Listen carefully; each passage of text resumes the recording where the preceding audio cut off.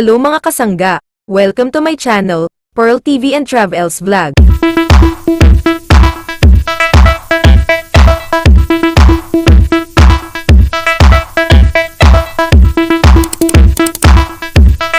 Mga kasangga, ang ating Queen Bea Alonzo ay pinagkaguluhan ng mga netizens sa ginanap na Pure Gold Sari-Sari Store Convention 2025 sa World Trade Center. Super natuwa ang kanyang mga fans na makita at makasama nila ulit ang kanilang idol, kaya naman binigyan sila ng time ni Queen Bea para makapagpa-picture sa kanya, at doon sa convention ay ibinahagi ni Queen Bea ang kanyang sekreto for her fresh, blooming and beautiful beauty. Watch it here mga kasangga. So happy to be here! Excited na po ako makasama kayong lahat, mga ka-asenso! Hello!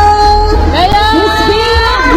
Gusto mo na starstruck ako? Hindi na ako nakasalita. Miss Bea, welcome! Dito sa amin sa tindahan ng Aling Punig. Dito tayo sa pinaka-paborito nating tatlo. At alam ko, ikaw ang nangunguna dito. Ang Ole. Ganda mo dyan, oh. Mas maganda sa personal. Dahil sa Ole yan. Sobrang excited talaga namin na kasama ka namin ngayon, Miss Bea. Kita mo naman ang dami mong fans, yung mga banners. Okay, so ang balita namin, Miss Bea, you have been an avid user of Olay for more than a decade now. More than 10 years na. So, pwede pa namin malaman, sa lahat naman ng skincare brands dyan, napakarami, pero why did you choose to trust Olay?